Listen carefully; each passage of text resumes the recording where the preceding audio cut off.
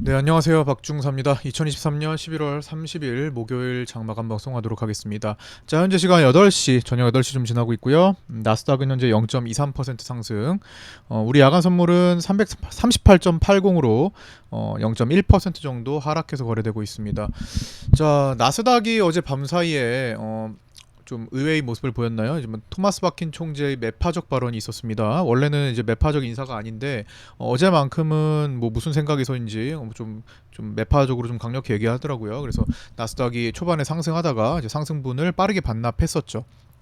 그런 상태에서 뭐 무난하게 끝났던 것 같습니다. 뭐 상승분만 반납했지 뭐 하락 전환에서 끝난 건 아니니까요. 뭐 강하게 전환된 게 아니기 때문에 어쨌든 그 강력한 추세를 여전히 유지하면서 끝을 냈습니다.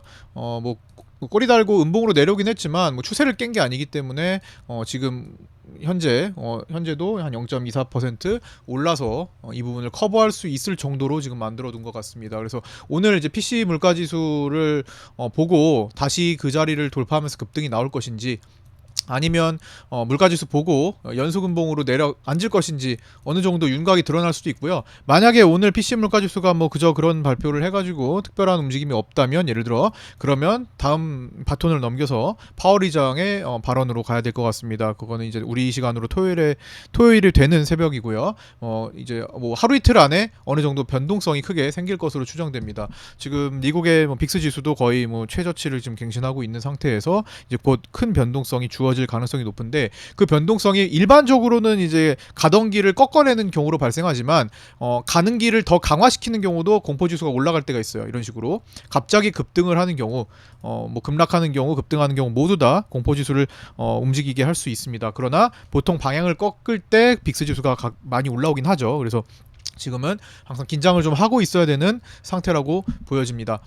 그래서 지금 개인들의 숏 포지션도 아직 유지 중이고요. 지금 뭐 보면은 이베스트 투자증권 기준으로는 뭐 개인들이 아직도 81%의 숏 포지션을 가지고 있고, 그다음에 유진투자 선물로도 아직도 64%의 개인들의 숏 포지션이 현재 보유 중이라고 보여집니다. 어쨌든 그런 상태에서 과연 이걸 뒤집어 엎을 것인지, 아니면 개인들을 또 개인들의 숏 포지션이 또 망연자실하게 두 손 두 발 다 항복하도록 더 올라갈 것인지 오늘 밤 사이에 좀 관심을 가져봐야 되겠고요. 자, 오늘 국내 증시 위클리 옵션 만기일이었습니다. 참 변화가 인상 깊었죠. 장 초반과 장 후반, 뭐 2시 반, 3시가 되기 전까지, 3시까지 박스권에서 머물러 있었습니다. 큰 폭으로 움직이지 않고 오르락 내리락 하면서 박스에 갇혀 있다가 장 후반 3시 이후에 갑자기 급등으로 지금 만들어졌죠. 그러면서 죽어있던 337.5 콜옵션이 급하게 살아나는 그런 모습이 나타났습니다. 0.08까지 죽어있다가 그게 0.93으로 살아났으니까 11배 이상 살아난 거죠. 최저점 대비해가지고 뭐 그런 모습이 나타났고, 박스 안에 갇혀 있으면서 제가 이제 장중 라이브 방송 때 이제 단계적으로 풀어드렸는데, 오늘 11시 정도부터는 이해가 끝났다라고 말씀드렸죠. 오늘 이거 저점 나왔다. 오늘 완전히 이거 저점 나온 것 같고 이제는 박스에 갇혀 있거나 약간 상방형 박스다라고 말씀을 드렸습니다. 오늘 외국인들이 대체적으로 하루 종일 선물을 사는 경향을 보였죠. 마지막에는 조금 이제 팔면서 끝났지만, 보시면 외국인들이 쭉 하루 종일 꾸역꾸역 천천히 막 집어 넣고 있었죠. 사고 있다가 마지막에 이제 급등시키고 다시 뱉어내면서 끝났습니다. 그러니까 종가에 끌어올리는 목적을 지닌 선물 매수가 막판에 강하게 유입됐습니다. 그렇죠? 그래서 어쨌든 그래도 외국인들의 선물 매수가 계속 이어지고 있으니 오늘은 상승형인데, 그래도 장중에 만기 싸움은 어떻게 될지 모르지만 그 전까지는 약간 박스 형태, 상방 박스다라고 이렇게 말씀을 드렸던 겁니다. 그래서 아침에 11시 정도부터는 이게 11시 정도에 판단할 수 있었던 거죠. 이게 저점 끝이구나, 오늘 다시 여기 안 내려오겠구나, 최저점은 나왔구나 라는 판단은 이제 옵션을 보면서 이제 판단을 한 거고, 제가 라이브 방송 때 이제 시간대별로 말씀을 드렸던 걸 다시 한번 읊어보도록 하겠습니다. 장 초반에 1번, 일단 개인들이 340 콜로 이제 집중을 하고, 오늘 어느 쪽으로 뚜렷하게 오늘 장 전반에 대해서 개인들이 위클리 옵션 쪽에서 어느 쪽으로 쏠리지는 않았습니다. 그래서 계속 균등한 균등한 이제 양매수를 좀 보이다가 마지막에 이제 급등이 나온 건데, 장 초반에는 이제 범위가 아직 넓었어요. 332.5에서 340 코스피 200 기준으로 이런 좀 7.5포인트의 범위를 보이고 있다가 11시가 되기 전까지도 이제 그대로 이어지고 있었죠. 그러니까 그 전까지는 이거 아직까지는 얘가 진짜 저점이 찍힌 건지 아직은 불투명한데, 그러면서 이제 11시를 지나가면서 만기 범위가 이동하는 모습이 나옵니다. 옵션 매도 투자자 매도 베팅자들이 이제는 좀 올라와서 횡보를 하는 구간이라고 생각했는지 이제 옵션 매도를 완전히 문을 닫아버린 거예요. 옵션 매도는 다급해지면 다시 매수로 청산을 합니다. 옵션 매도는 까딱하면은 손실을 크게 볼 수 있기 때문에 매도자들은 편안해질 때 그냥 매도로 끝까지 프리미엄을 다 먹기 위해서 가만히 두는 경우가 있고 강화시키죠, 매도를. 그런데 이제 다급해지면 조금 이제 위험 요소가 생기면 매수로 청산을 다급해버립니다. 쇼커버링과 비슷한 개념이라고 말씀드렸죠. 공매도나 이제 선물 매도 포지션을 갖고 있는 사람들도 편안하게 이제 들고 가다가 이제 내가 위협이 생기면, 예를 들어 갑자기 급상승할 것 같으면 빨리, 하루 빨리, 최대한 빨리 매수로 청산을 하는 게 이득이죠. 손실은 무제한이지만, 그렇죠? 매도 포지션의 손실은 무제한이지만 이득이 한정돼 있기 때문입니다. 그렇죠? 그래서 이제 매도 포지션인 경우에는 그렇게 이제 대응을 한다. 그래서 그 대응하는 강도를 보고 이제 추정을 하는 겁니다. 근데 11시까지는 옵션 매도 투자자들이 편안하게 옵션 매도를 늘리는 구간, 그래서 옵션 가격이 꾹꾹 눌려지고 이제 프리가 많이 깎이고 뭐 그런 모습을 보였습니다. 그래서 11시 정도에 보니까 만기 범위가 이동하네요. 코스피 200이 335에서 340선으로 이동합니다. 선물 환산으로는 베이시스 0.5 정도를 고려한다면은 이제 330 5에서 335.5에서 340.5 정도로 보여지고요. 요거는 이제 아까 전에 그 이전 거네요. 그렇게 지금 바뀌었고, 세 번째로 이제 12시 40분에 되니까 만기 가능 범위가 더 좁혀졌어요. 그러니까 계속 횡보만 하고 있다라는 거죠. 시장이 계속 이렇게 횡보만 하고 있으니까 옵션 매도 투자자들이 좀 더 편안하게 자신 있게 매도를 닫아버리는 현상이 발생한 거죠. 그래서 12시 40분이면 요 정도인데, 요 정도의 범위를 더 좁혀버립니다. 그러니까 박스 대응을 할 수밖에 없어요. 그리고 박스를 돌파할 때 커트를 해야 되는 그런 상황이, 박스 매매를 하시는 분들께는 이제 그런 방법이 필요했습니다. 어쨌든 335에서 337.5로 이동을 해서 2.5포인트로 상당히 좁혀지는 모습을 보였습니다. 그래서 그 이동 범위 안에 움직이다가 마지막에 이제 3시가 넘어가니까 그 이동 범위가 깨졌습니다. 갑자기 이제 옵션 매도 투자자들이 특히나 콜옵션이죠. 콜옵션 매도 투자자들이 이제 위기를 느끼죠. 이거 뭐야? 잘못하다가는 벌었던 거 다 날릴 수가 있겠는데, 특히 337.5 콜옵션 매도자들이 변화가 생긴 거죠. 이거 가만히 두면은 내가 다 먹었던 거, 프리를 다 먹었던 거, 337.5 밑으로 끝나면은, 코스피 200이 이 밑으로 끝나면은 어떤 가격에 했든 그냥 프리를 모두 다 먹는 거죠. 전액 수익이 되는 건데, 가만히 있어보자 수익이 그냥 반납할 것 같네라고 생각이 드니까 그냥 청산을 해서 익절 처리를 해버리는 겁니다. 익절이든 손절이든 어쨌든 청산 처리를 해버리는 과정이 연속적으로 나타나죠. 그렇게 해서 문이 열려버리네요. 위에 닫혀있던 문이 마지막, 오늘 특히나 이제 MSCI 리밸런싱 있는 날 11월 말일 리밸런싱 효과로 종가 부근에 급등이 나왔고, 그러면서 337.5 콜옵션이 살아납니다. 매도자들도 청산을 해버리고 문이 열려버려요. 이 문이 열려버립니다. 그렇기 때문에 마지막까지 쭉 뻗어갈 수 있었는데, 요거 동시호가 진입한 다음에 선물이 펌핑 나온 거예요. 선물이 동시호가 딱 들어가고 3시 21분에 빵 터집니다. 그러면서 337.5, 다 죽어있던 337.5를 결제에 이르게까지 하는데, 이게 개인들이 베팅하고 있던 건데 마지막에 개인들이 다 줄어서 청산을 하고 나갔어요. 그래서 개인들의 손실이 좀 줄어들면서 끝나는 그런 모습이 나타났습니다. 그래서 특이사항이 발생했고요. 337.46에서 동시호가 진입한 뒤에 종가에 한 1포인트 정도 더 올라서 338.43으로 종료되면서 337.5 콜이 0.93으로 끝났습니다. 프리가 내재 가치가 0.93을 갖게 됐고요. 최저점 0.08, 이건 차트를 보면서 볼까요? 위클리 옵션, 콜 옵션 337.5가 지금 어떻게 됐냐? 300 위클리 옵션, 콜 옵션 337.5는 금액이 이렇게 됐죠. 0.48에서 0.93으로 끝났으니까 이 구간이죠. 이렇게 죽어 있다가 0.08까지 갔다가 평균적으로 오후에 0.15 정도 거래되고 있다가 이제 급등하면서 종가에 0.93으로 딱 체결이 된 거죠. 그러니까 0.08 최저점 대비해 가지고는 0.93까지 약 11배 정도의 움직임이 있었고요. 평균 여기서 움직이던 박스에서 움직이던 0.15에서는 6배 정도의 움직임이 있습니다. 그래서 이제 만기 때 마지막에 변동이 생길지 말지는 몰라요. 그렇기 때문에 가끔 가다, 이게 되게 가끔 가다 일어나는 일입니다. 이게 항상 있다고 생각하시면 안 돼요. 지금도 11월 6일 이후에 중간에 한번 작은 거 한번 있고 지금 또 생긴 겁니다. 이제 월요일 목요일 이제 옵션이 두 번이어서 그나마 이제 그럴 가능성이 좀 더 많아졌는데, 그런 사례들이 더 많아졌는데, 어쨌든 자주 있는 일은 아니에요. 그러나 그 자주 있는 일 한 번에 좀 큰 걸 먹을 수 있죠. 뭐 적어도 한 4-5배 뭐 이렇게 나오기도 하니까. 어쨌든 0.15에만 들어갔어도 6배짜리잖아요. 이제 그거를 노린다면 여기서 얘를 베팅할 수도 있는데, 보통은 양매수로 베팅하는 것이 좋습니다. 옵션 양매수를 해서 혹시나 내려가는 쪽으로 반대로 급하게 내려갈 수도 있는 거잖아요.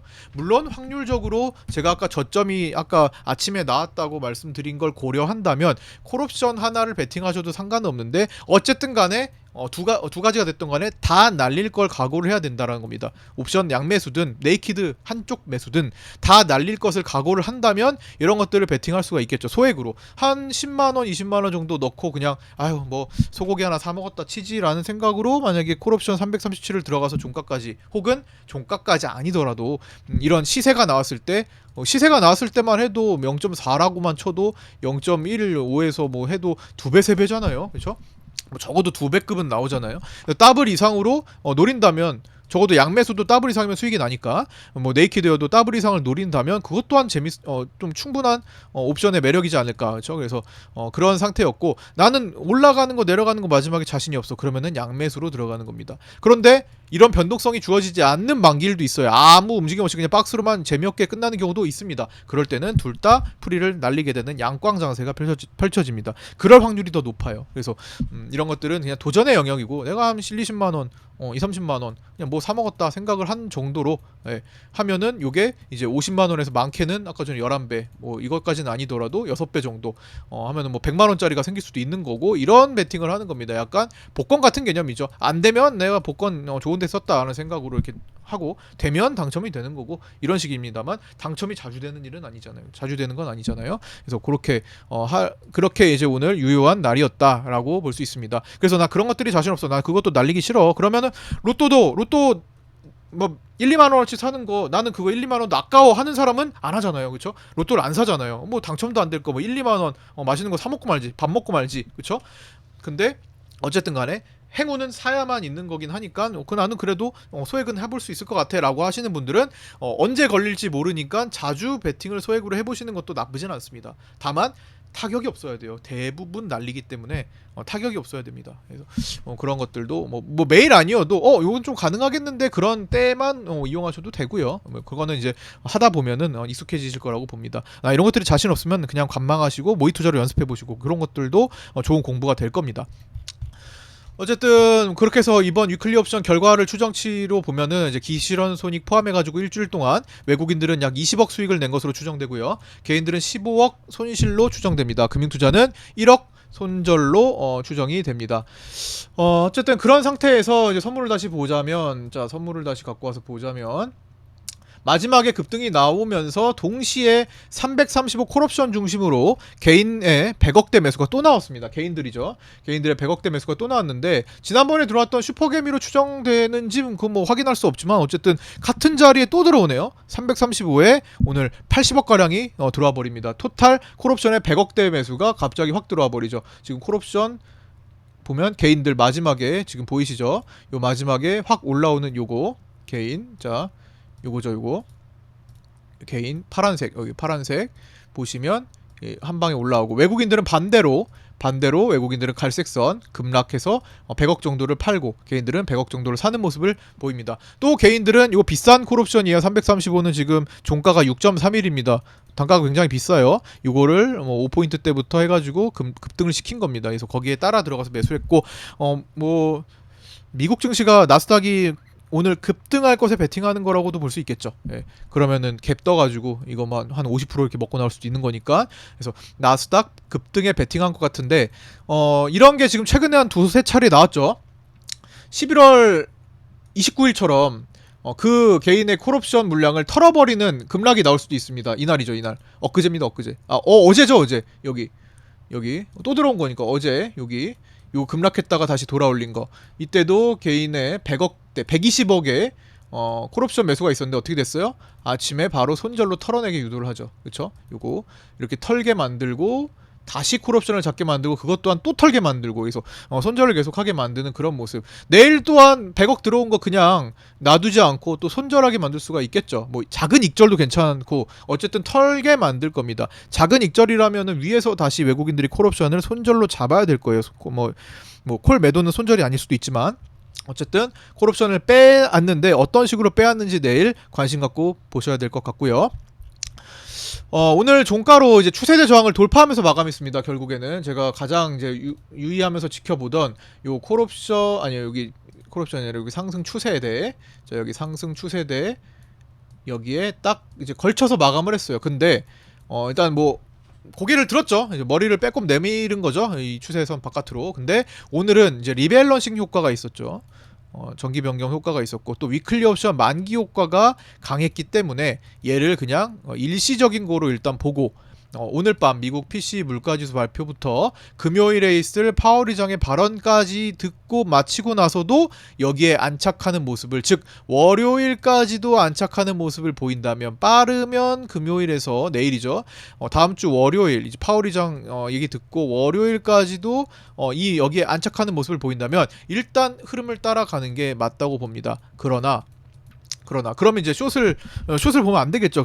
일단은 그러나 조만간 또다시 올 수 있는 게 있죠. 바로 숏 포지션. 또 어떻게? 지금 빅스 지수 때문입니다. 미국과 우리나라 모두가 지금 빅스 지수가 계속 밀리고 있어요. 특히 미국 빅스는 거의 뭐 신저가 수준입니다. 계속 신저가를 갱신하고 있죠. 우리 지수로 한번 살펴보면 우리 빅스 지수를 보자면 지금 변동성 지수 보시면 지금 쭉쭉쭉 밀리고 있죠. 이런 것들이 이렇게 한 번씩 밀리다가 어떤 특정 라인이 되면은 튀어 올라요. 튀어 오릅니다.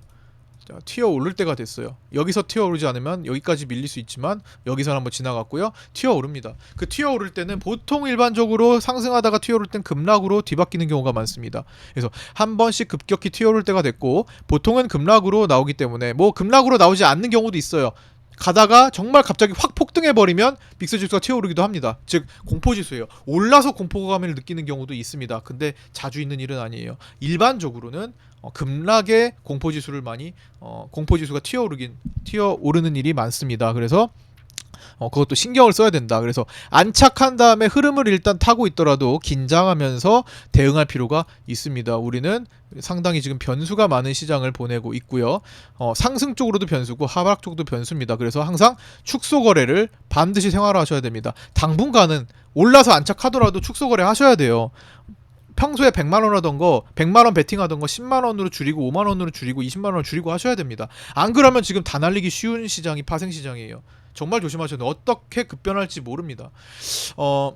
제가 최근에 일단 어쨌든 외국인들은 3개월간 노력했던 매도 포지션을 모두 청산하고 상승으로 바뀌었어요. 스위칭 됐다 말씀드렸죠. 스위칭 된 거 외국인도 인정한 거예요. 외국인도 자신들도 매도 베팅 하다가 상황이 공매도 금지 효과 나오고 막 나스닥 계속 올라가고 한 달 내내 올라가고 이러니까 스위칭을 해버립니다.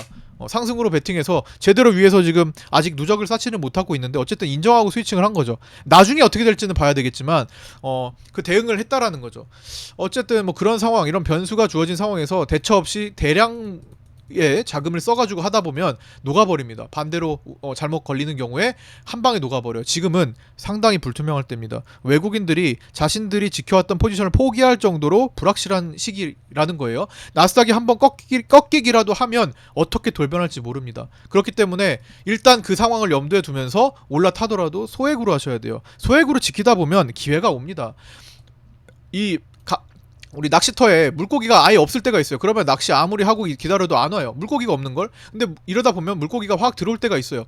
그때 타이밍에 기다리는 게 낫죠. 그냥 이때는 쓸데없이 기다리는 것보다 그냥 공부 다른 거 하면서 시장 지켜보면서 내 돈을 지키는 게 낫겠죠. 여기에 투자하기보다는.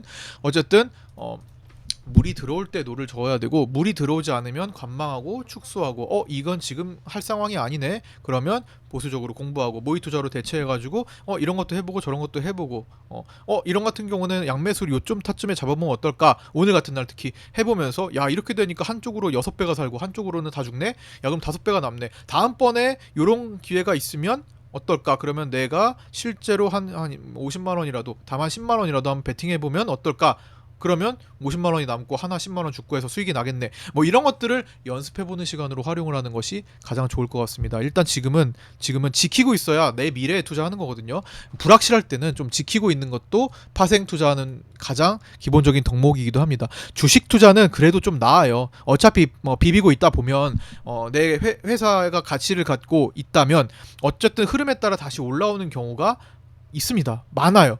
뭐 최고점에 사는 경우 아니라면 에코프로비엠을 에코프로를 무슨 막 150만 원에 샀던 경우 아니라면 100만 원 이상에 막 사가지고 기다리는 경우 아니라면 웬만하면 괜찮은 구간에서 샀으면 시간이 지나서 정상 시장으로 오면 회복됩니다. 근데 파생은 아니죠. 만기가 있는 싸움을 해야 되기 때문에 불투명한 구간에서는 어려워 다 녹아버립니다. 지금과 같은 구간이에요. 옵션 매수 포지션 거의 다 녹아요. 옵션 매도 포지션이 이렇게 횡보할 때 또 수익을 낼 수 있지만 또 옵션 매도 또한 마찬가지로 또 위험 구간이 있고 항상 내가 위험하다, 불확실하다라고 판단되는 구간에서는 베팅 페이스를 확실히 줄이고 축소 거래하고 웬만하면 관망하고 아끼고 있다가 지키고 있다가 하이에나처럼 이제는 괜찮은 시기다라고 했을 때 그때 다시 원래 페이스대로 돌아오는 게 가장 낫다고 생각합니다. 어쨌든 그렇게 좀 보시고요. 제가 계속 이런 중요한 말씀을 드리는 거는 진짜 중요하기 때문에 이런 말씀을 계속 반복해서 드리는 건 진짜 중요하기 때문입니다. 그래서 진짜 그것 때문에 파생 시장에서 피해를 많이 보는 경우가 많아요. 내가 베팅 조절을 잘못했다라는 이유로 기회를 잃어버립니다. 그래서 앞으로 좋은 기회가 와도 돈이 없어요. 그죠? 그런 경우가 많습니다. 이제 그런 경우는 피해야죠. 그래서 최대한 지키고 계시는 게 좋을 것 같고요. 돌파 안착하는 경우 현물하시는 분들, 주식하시는 분들 현금 많이 확보된 상태에서 이제 조심스럽게 써도 되지 않을까 싶을 정도의 구간이 옵니다. 그러나 어떻게 말씀드렸어요? 소액으로 나눠서 하다가 틀어지면 대처할 수 있어야 됩니다. 그거 되게 중요하고요. 상황이 갑자기 돌변할 수 있어요. 지금 거시경제 흐름이 상당히 위험합니다. 지금 뭐 부동산 문제도 지금 유럽에서도 부동산 터지고 있거든요. 홍콩도 터지고 있고 우리나라 지금 뭐 지식산업센터부터 해가지고 최근에 막 만들어진 것들 공실 엄청납니다. 상가부터 무너질 거예요. 그 다음에 이제 금리 인상이 계속되는 한 금리 동결이 계속되고 금리 인하로 넘어가지 않는 한 버티다 못해서 기업들이나 가게 모두 무너지는 경우가 생깁니다. 거시 경제가 너무 안 좋아요. 거시 지표가 너무 안 좋습니다. 그런데 증시는 거시 따라가지 않을 수가 있어요. 그러니까 이거 장중에도 말씀드렸는데 증시는 거시 따라가지도 않을 수 있고 보통 이제 코로나 같은 이제 패닉이 이루어졌을 때 급락해가지고 찍을 자리 찍고 와가지고 오랜 기간 동안 올라가는데 이때 계속 코로나에 대한 위험이 계속 생겼잖아요. 계속 있었잖아요. 코로나 확진자는 계속 늘어나고 중국 공장은 폐쇄되고 세계는 다 막히고 막 그런 상태였잖아요. 경제가 마비되던 상황이었잖아요. 그럼에도 불구하고 돈을 풀어서 증시가 강하게 올라갑니다. 반대예요. 거시경제가 안 좋아서 이제는 앞으로 막 경기 침체 올 수도 있고 미국 경제가 뭐 경착륙할 수도 있고 지금 상황이 안 좋단 말이에요. 우리 가계대출 뇌관 터지면 또 홍콩 ELS 터지면 어떻게 될까 막 이런 우려가 시장을 오히려 공포 불안감에 더 올라가게 할 수 있습니다. 이 패닉에 꼭 이 정점을 찍지 않고 찍을 자리를 못 찍고 그냥 올라간다면 이렇게 올라가서 이렇게 내려갔다가 올라가는 게 아니라 그 반대로 일단 치고 올라갔다가 오버슈팅을 주고 위쪽 힙소를 내가지고 이런 식으로 떨어지는 경우가 생길 수 있다라는 겁니다. 그게 만약에 이런 식으로 돌변하면 이 기회를 당연히 먹어야겠죠. 이 기회에 올라타야겠죠. 어느 정도는. 근데 되게 불안하게 타야 돼요. 일단 편하지가 않습니다. 이 뒤의 상황은 떨어지는 거기 때문이에요. 그래서 만약에 이런 식으로 간다면 여기에 편성해서 단기 거래나 뭐 스윙도 어느 정도 구간을 보면서 하고 있대 항상 긴장하고 나온다라는 대비를 하셔야 됩니다. 요때가 예시로 들 수 있는 게 동학개미 운동 끝자락일 때입니다. 그때 그런 스타일로 움직였던 때가 바로 동학개미 운동으로 삼성전자가 막 엄청 급등하고 그랬을 때 요때랑 비슷한 구간이에요. 오버슈팅 내고 이제 그때부터 떨어지는 단계. 그래서 불안한 상태를 타고 갈 수 있지만 그 위에 상승을 이제 준비를 할 수도 있다는 겁니다. 거시경제가 불안하면 그때를 위해서 먼저 치고 달려서 윗꼭지 자리를 찍으러 갈 수 있다라는 점도 생각을 이번에 한번 해보시기 바랍니다. 그러나 그게 가기 전에 밑으로 방향을 잡는다면 그러면 그때 코로나 때처럼 24년도가 떨어졌다가 올라가는 그림도 나올 수 있겠구나. 그게 아니라면 상고하저로 어떻게 전강 후약이 되든 전약 후강이 되든 어쨌든 24년도는 격변의 한 해가 될 수 있겠구나라고 생각을 해주시면서 좀 바라봐야 될 것 같습니다. 자, 오늘 너무 길어질 것 같아서 오늘 여기까지 마치고요. 자 모두 고생들 많으셨고 구독자 정보 공유방에 들어오셔서 함께 하실 분들 유튜브 댓글에 있는 오픈톡 주소로 문의 주셔서 함께 하셨으면 좋겠습니다. 자 구독과 좋아요 알림 설정도 부탁드리고요. 이제 금요일 내일 아침 12월이죠. 이제 12월 1일 아침 8시 20분에 유튜브 라이브에서 뵙도록 하겠습니다. 감사합니다. 고생하셨습니다.